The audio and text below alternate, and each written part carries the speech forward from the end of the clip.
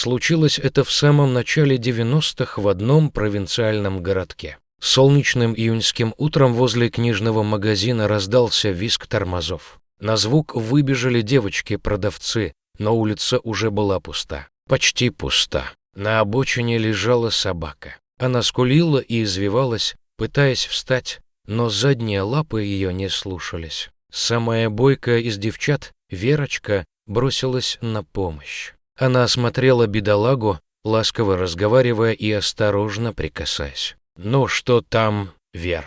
Ее напарница Наташа и заведующая Елена Викторовна боязливо стояли в сторонке, опасаясь подойти и увидеть что-то страшное. И хотя внешних повреждений у собачки не было, ее обмякшие задние лапы говорили о сильном ударе.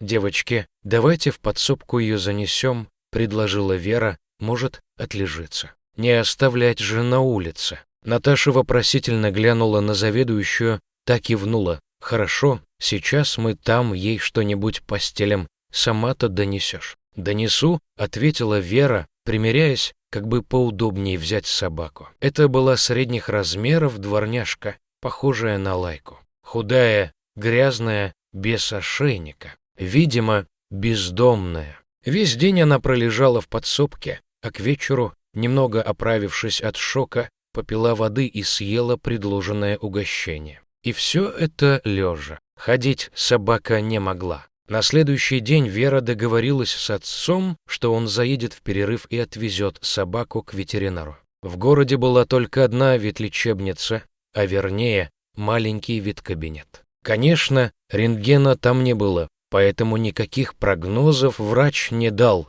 Может, конечно, оправиться. Собака молодая, сильная, так что при должном уходе жить будет. Он серьезно посмотрел на Веру, а вот ходить вряд ли. Всю обратную дорогу до магазина молчали. Вера ехала на заднем сиденье в обнимку с собакой, а отец посматривал на них в зеркало заднего вида и вздыхал. А вечером за ужином сказал дочери: «Верусь, ты только, пожалуйста, не привязывайся к собаке-то и ее к себе не приручай. Не забывай нам осенью уезжать». «Я помню, папа», — ответила Вера. Собаку назвали Джулия. Так она и прижилась в подсобке книжного магазина. Первые недели две все больше лежала, а потом стала выходить во двор, вернее, выползать. Задние лапы безжизненно тащились за ней. Ну, куда ее такую?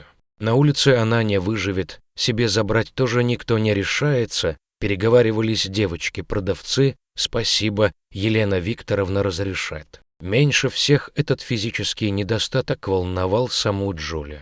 Она вполне сносно передвигалась по двору, нюхалась, делала свои дела и возвращалась в подсобку. На выходные девочки по очереди забирали Джулию домой. Только Вера отказывалась. Через несколько месяцев предстоял переезд на Дальний Восток. Отец ехал по работе на 2 года, и семья отправлялась с ним. И правильно он сказал, не стоило привязываться к собаке. Вера боялась признаться себе, что уже привязалась. В тот самый момент, когда заглянула в собачьи глаза тем утром на дороге. И Джулия тоже смотрела на Веру по-особенному. Тепло смотрела, преданно. Но однажды Вере все-таки пришлось взять собаку домой на выходные. Больше никто не смог. «Один раз», — сказала она на укоризненный взгляд отца, девчонки, как сговорились, у всех поездки, пикники какие-то. «Мы вообще-то тоже на дачу собираемся», — донесся с кухни мамин голос.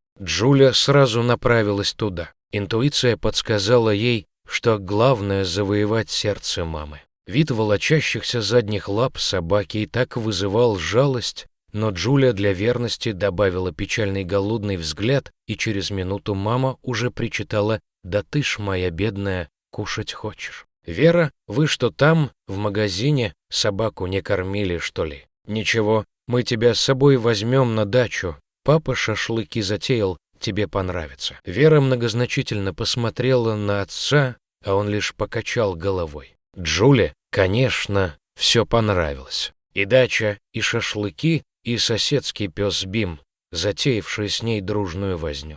А на следующий день она вернулась в их квартиру, как домой, и крепко уснула возле кровати Веры. Так что возвращение в магазин в понедельник утром стало для собаки полной неожиданностью. Она беспокоилась в своей подсобке, не находя места, а в обед, когда ее выпустили во двор, Джулия как-то незаметно исчезла. Девочки-продавцы по очереди выходили и звали ее, но собака так и не появилась до вечера, и пришлось им закрыть магазин и разойтись по домам.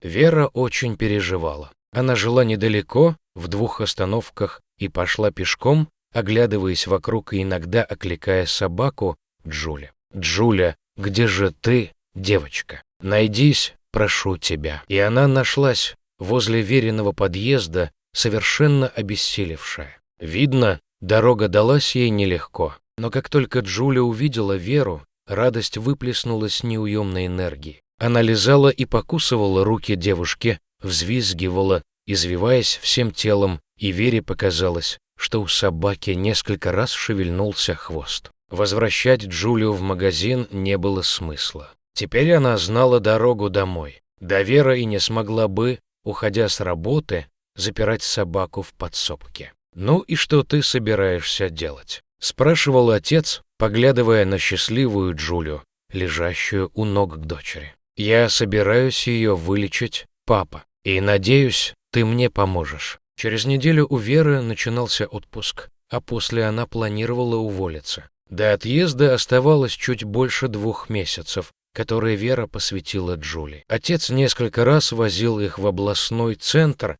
где была большая ветклиника, рентген, квалифицированные врачи. Они ничего не обещали, но взялись оперировать, а значит, надежда все же была. Вера с Джулией переехали на дачу. Девушка проводила с собакой каждую свободную минутку, давала лекарства, делала массаж, разрабатывая лапы. Джулия заново училась ходить. Сперва казалось, что ничего не изменилось. Но родители, навещавшие Веру пару раз в неделю, замечали улучшение. Да, лапы вихляли и разъезжались, но уже не тащились безжизненными тряпочками. Через месяц Джулия уже вовсю бегала за Бимом, смешно виляя задом, а через 2 осталась лишь хромота, нисколько не мешавшая ей жить. Радость за собаку смешивалась в сердце Веры с горечью предстоящего расставания. Времени найти ей новых хозяев оставалось совсем немного. Соседка, хозяйка Бима, предложила: «Оставляй ее мне.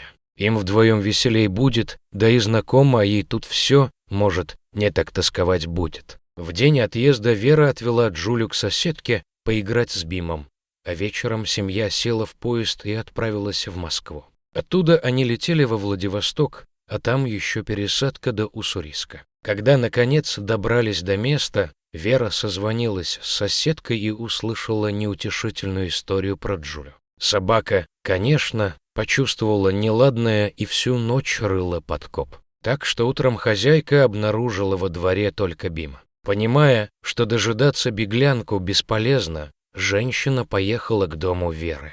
Дачи были недалеко, в черте города, да и сам городок небольшой, все друг друга знали, кто где живет. Джулия сидела возле подъезда. Соседку она узнала, но увести себя не позволила, глухим рычанием ясно дав понять, что останется здесь. На улице собрались соседи. Все были в курсе, что семья из 22-й квартиры уехала надолго, а теперь вот выяснилось, что во дворе поселилась собака с твердым намерением их дождаться. Теперь Вера звонила другой соседке, Ольге Николаевне из квартиры 23. И та докладывала обстановку, сидит ваша Джуля возле подъезда, как на посту. И ведь не дается никому. Соседку вашу с дачи пару раз встречала, уж она ее и уговаривала, и колбасой манила. Нет, ни в какую. Вера хотела перевести Ольге Николаевне денег, чтобы та кормила Джулию, но соседка отказалась. Да что ты, Верочка, тут весь двор ее кормит. Какие деньги? Наступила зима.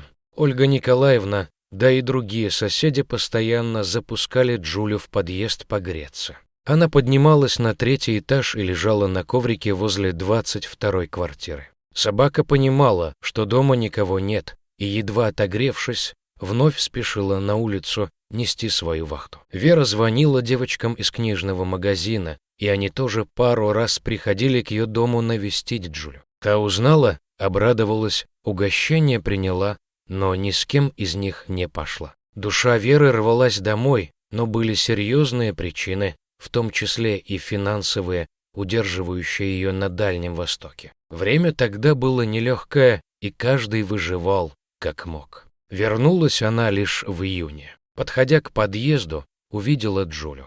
Собака сидела неподвижно, навострив уши. Она уже узнала Веру и вся дрожала от счастья и боязни это счастье спугнуть. Дальше были слезы, объятия. Вере казалось, что сердце сейчас выскочит из груди от радости. И у нее, и у собаки. Счастливое летнее время промчалось незаметно. В августе приехали родители, у отца был отпуск на месяц, а в сентябре снова уезжать еще на год. Вера уговаривала родителей взять Джулю с собой. Мать вопросительно смотрела на отца, а тот молчал, хмурился и озабоченно вздыхал. Что говорить, путь был не близкий и тяжелый даже для людей, а тут собака, не знавшая толком ни транспорта, ни большого города. Напряжение витало в воздухе. Джулия все чувствовала, нервничала и не отходила от Веры. Как-то утром отец велел дочери собираться с Джулией. «Поехали, документы ей сделаем». Не пустят ведь ни в поезд, ни в самолет без прививок. Местный ветврач за несколько банок икры сделал Джульке паспорт задним числом, штампов о прививках нашлепал. Делать все официально уже не было времени. Вечером отец шил Джуле намордник. Купить собачью амуницию тогда было не так просто. Никогда не носившая намордника, Джуля во время примерок сидела, не шелохнувшись, гордая и счастливая. «Все, едешь с нами», — сказал отец, закончив шить. «Ты уж, Джуля, не подведи». И Джуля не подвела. Ни разу потом ее хозяева не пожалели о принятом решении. Они благополучно доехали на поезде до Москвы. Затем были аэропорты, пересадки Владивосток, Уссурийск. Собака на военно-транспортных самолетах облетела с ними весь Дальний Восток, была на Сахалине и Курилах, а через год семья вернулась домой. Джуля прожила с ними 13 счастливых лет и никогда не подводила, везде и всюду неотступно следуя за своей Верой.